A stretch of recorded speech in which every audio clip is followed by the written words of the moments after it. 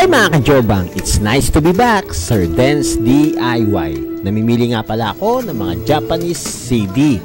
Alam niyo ba kung anong gagawin ko sa mga Japanese CD na yan? At kung saan lugar ako namimili ng Japanese CD? Pero bago yan, mag-intro muna tayo.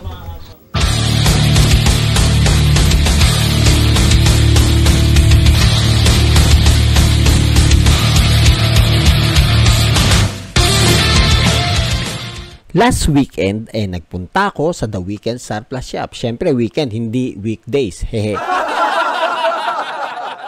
Pumunta ako rito upang mamili ng mga Japanese CD. Tama ang narinig nyo, Japanese CD. Pero hindi ako J-pop lover, Binibili ko ang mga Japanese CD dahil meron akong misyon. Ang misyon, dahil ako'y magtatayo ng isang online store ng mga CD, plaka, and cassette. At gagamitin ko ang mga casing ng mga Japanese CD na to sa aking bagong negosyo. Wow, negosyo daw. At yan mga kajobang, medyo ginabi na tayo. Galing tayo sa The Weekend Surplus Shop at bumili tayo ng mga Japanese CD upang kunin yung mga CD case na ito at ipalit sa aking mga koleksyon na CD. So bang makita kung paano gagawin? Tara! At yan, ito yung ating nabili sa The Weekend Surplus Shop na tig sa 10 piso. Oo, tig sa 10 piso to. Ngayon, kaya ako binili to, kukunin ko tong case. No, itong mga kaha. So, ang technique dyan, pag bibili kayo ng mga Japanese CD na gagawin nyo lang, minsan pinipili ko yung ganito, yung may karton. Yan, ganun nyo to. Diba? Ito, karton lang to. Pero yung CD niya, dahil may protection siya sa karton, napakakinis, napakakinis. Tatanggalin mo lang yung cover. Pero to papakinggan ko rin yan, 10 piso lang yan,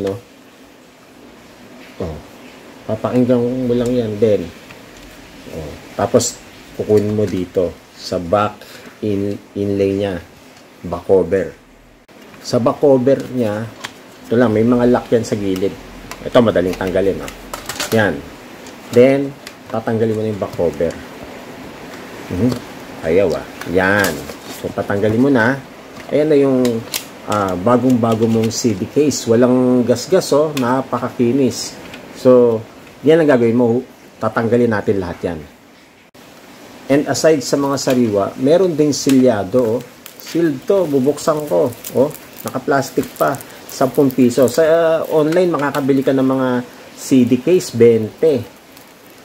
Wala pang yon. Ito, pwede mong sa 10 piso sa The Weekend Surplus Shop, meron ka ng CD, mapapakinggan mo na itong mga Japanese CD na to. Tapos, the same time, makakamura ka pa pamalit sa mga collection mo na CD. Ayan, A few moments later. At yan, natanggalan natin. So, nakabuo ako ng 7 bagong-bagong CD case galing sa mga Japanese CD. Ngayon, papakita ko sa inyo ano-ano yung mga OPM collection ko na sira. Ito, side A. Pero sira ang case. Medyo matagal na rin kasi ito Ayan, ito yung sira, So, tatanggalin na natin to. So, lilipat natin. So, ayan ang side A ko. So, tatanggalin natin, papalitan natin ng bagong CD case. Ayan, sira. So, ngayon, pili tayo. Ito, maganda-ganda to. Ayan, papalitan natin. Sukat din naman yan. Kahit made in Japan, tsaka Philippines, pwede yan. Yan lang, Dali lang, Tapos, kiklik mo lang. May lock yan. Okay, tama ba? Yan, nababasa. Side A. Ito, kabila, to? Side B. What? Kaya nagbibiro lang tayo. Side A yan, syempre. Babalik natin ngayon yung CD. Kinis, Siya nga pala, kaya rin ako nagpapala. Ayan, buo na yung lock. Tapos, lalagay mo to. Bagong-bago na yan. Side A na yan. Di ba? Ayan na. Bagong-bago na sa side A. Kintab. Kinis. Then, meron ako dito. Ito.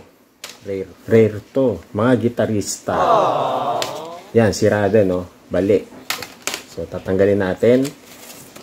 Alam niyo ba itong album na to? Kung sino-sino mga nandito. Alam ko, nandito si RJ, Jun Lopito. Yan, Kompleto yan. Nandiyan sila, oh. Rare to. Pero ito, gusto kong ibenta to eh. Yan, oh. Medyo mahal yan. Pag binenta. Di ba? O nga pala, nagbebenta ako ngayon, no? Bumuo ako ng online. Ito tong Prop Records. Gusto nyo bumili ng CD, pwede nyo i-like and follow yung FB page na Prop Records. So, ganun lang tayo. Kasi medyo marami na rin akong collection na minsan double copy. Gusto kong i-share yung iba, syempre. Pero syempre, para umikot din, no? Yung mapagbentahan, bibili rin ako ng yung mga pang-collection na wala pa ako. So, yan. Bago na. So, balik natin. Napakakinis nito. Mga gitarista. To give you an info, mga gitarista, Barbie Almalbis, yan. Ian Umali ba? Ian Umali, Francis Reyes, si RJ nandyan din, Jeff De Castro, ang dami. Jun Lupito, nandyan din si Jun Lupito. Ganda, RJ Jacinto. So, bagong-bago na to ngayon, itong CD ko. Ganda. Mga gitarista. So, meron pa tayo dito isa. Para sa Kinechamp. Anong banda to? Hail. Hail.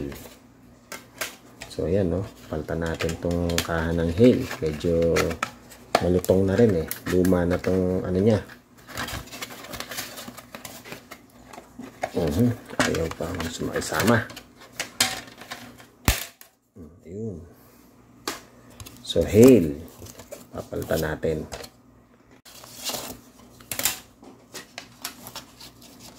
Ayan na, may bagong lalagyan na si Hail. Ganda, Hail.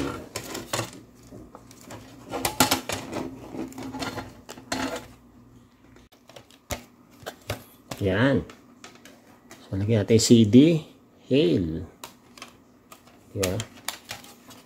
And, after na Hail. Ayan na. Kinis. Hail. Yeah. Ganda. At yan. So, meron ng bagong kahatong Hail, Sandara, Six Cycle Mind, Gitarista, and Side A. Bagong-bago, diba? So, yan yung mga tips na binibigay ko sa inyo, no? Kung medyo luma na yung mga collection nyo, luma na yung case, pwede palitan. May mga murang alternatibo tayong paraan para maging mukhang bagong-bago, parang bumalik siya sa new releases. Maganda naman ang kondisyon ng inlay o ng cover, tsaka ng CD. Yung lang talaga nagpe-fade tong mga cover kagaya nito. Pinagpalitan natin. Nagpe-fade na yan, naninilaw sa sobrang katagalan. So ngayon, bagong-bago. Bili lang kayo ng mga, kagaya yan, sa The Weeknd, Surplus Shop, may tinitinda silang mga ganito. Japanese CD, bagong-bago. So, kunin nyo yung case, palit nyo. 10 piso lang nga pala doon. Kung gusto nyo pong umorder sa kanila, comment lang kayo dun sa FB page ng The Weeknd Surplus Shop at makakakuha kayo ng mga gantong kagagandang kaha. 10 piso lang, napakamura. Sa ibang online seller, 20 pesos, 30, isang ganito, 25. Pero doon, 10 piso lang.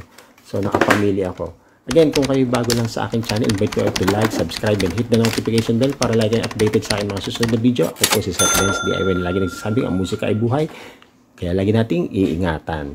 Paki-follow po ako sa Prop Records. Ang online store ko po yan ng mga CD, plaka, and cassette. Babus, paalam!